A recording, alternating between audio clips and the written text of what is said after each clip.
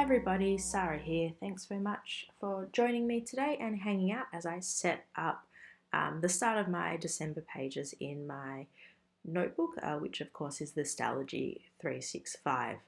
I try and I guess give myself like a bit of a color way or a color aesthetic for every month. I usually go towards muted things. I'd love to be big, bright, and bold with colors, but it's just never something I gravitate to. So for this month, I'm kind of looking at muted pinks and peaches and browns. I still can't completely believe that I'm setting up December. This year has gone so fast, and all of a sudden we find ourselves in the last month of the year, and I think we're all going to blink and then it'll be January 2023. I am going to do in another video because this one ended up being quite long, but I am thinking about doing some reflection type spreads at the end of this notebook, kind of just looking back on the year. It's not really something I've done before, but I'm intrigued. I would love to like spend an hour or two and really just reflect on the year that was. It was a pretty big year for me and my family, and to try and capture those thoughts and memories I thought could be impactful, cathartic, and important, and just really enjoyable as well.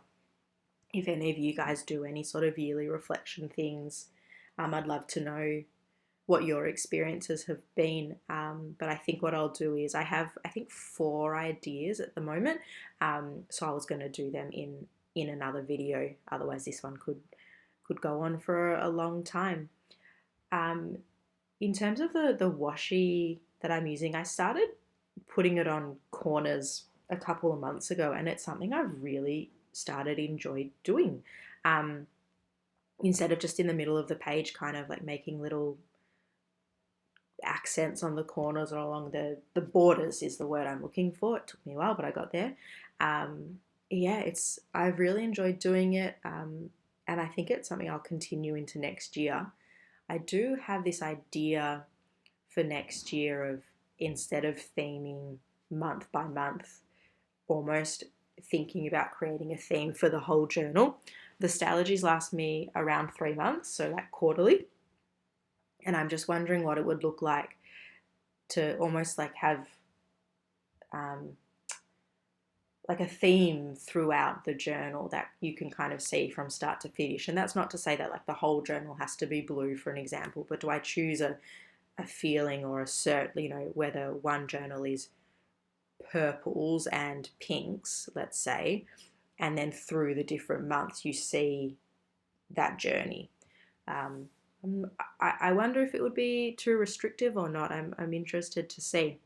So every month I do just a really simple cover page with the month, and then the first 2 pages aren't actually about December, they're about the month before, which is November.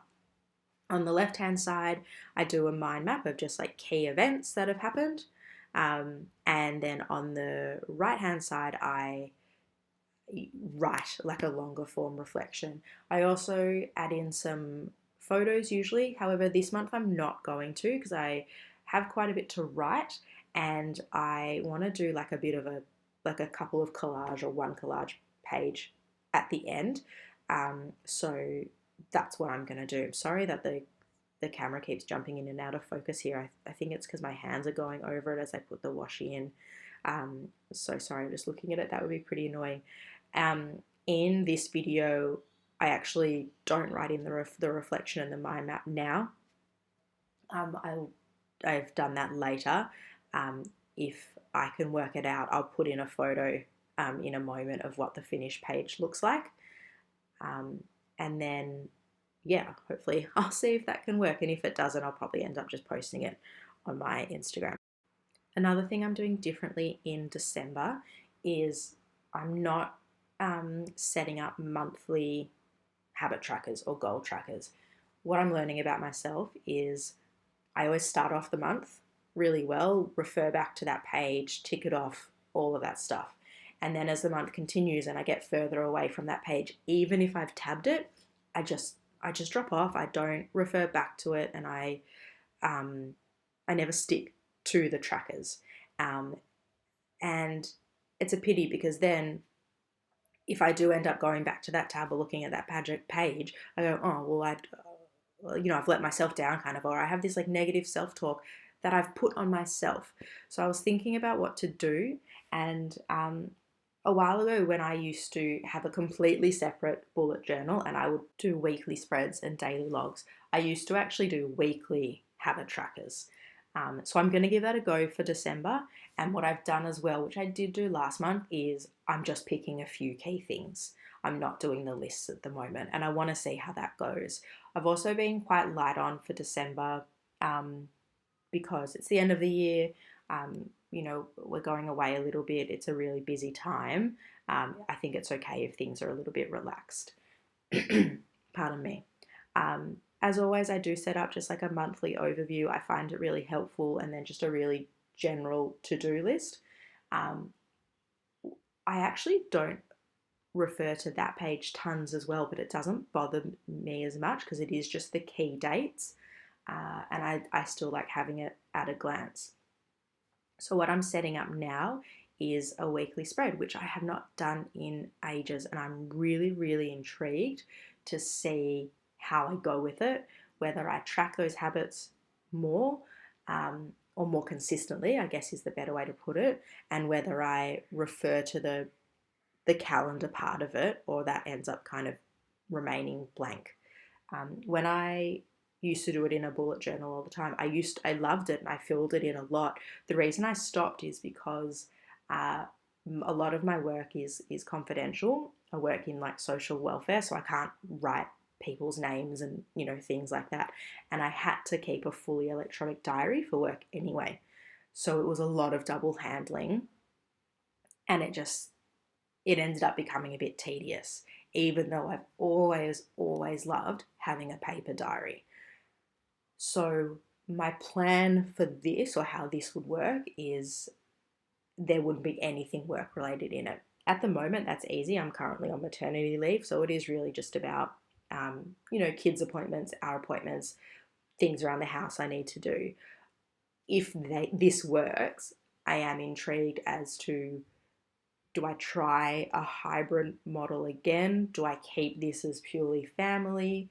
I haven't solved that one in my head yet, but I've got some time. I still have a few months on maternity leave. I'm excited to see if this works. On the other page, I'm just counting out some spacing here. What I do is up the top is just a to-do list, like it's more detailed than that monthly one, and down the bottom is where I'm going to put in my habits. The habits that I am tracking this month are going to be 3 things. So I've got Crohn's disease and I am on a medication called Questran. It's just about an absorption thing, and it's not a medication I take every day. So I like tracking when I take it, and then seeing how that lines up with if I have any symptoms, because it kind of helps me keep track of what frequency and works in terms of keeping my symptoms under control. So I do like tracking that one. The next thing, I guess, going back to what I was saying before about wanting it to be a little bit more of a light-hearted or just easier month, I am just tracking. I just want to see if I can journal almost every day, because I just am really enjoying it at the moment, and it's a habit I'd really like to keep up. And as we're getting busier, I wanted to see if I can make that space to just do a little bit of journaling every day. And then the last thing I'm going to track is trying to move for at least 30 minutes a day. That doesn't have to be full on exercise, just something to get my body moving. Going for a walk. I do my Pilates class once a week now. It's just about getting my body back into that rhythm. So those are the 3 things, and I will create a weekly spread every week and have them just like I am now to log. That is kind of about it for the pages that I have set up. I guess 2 other things I wanted to quickly mention are, if you're Australian based, I'm organising an Aussie ink swap. So if you're a fountain pen lover and want to get to know someone else and swap some ink samples with someone. If you head over to my Instagram page, I've got some info in some posts there, and I've also been using the Aussie Ink Swap hashtag, so you could put that in and get a bit more info.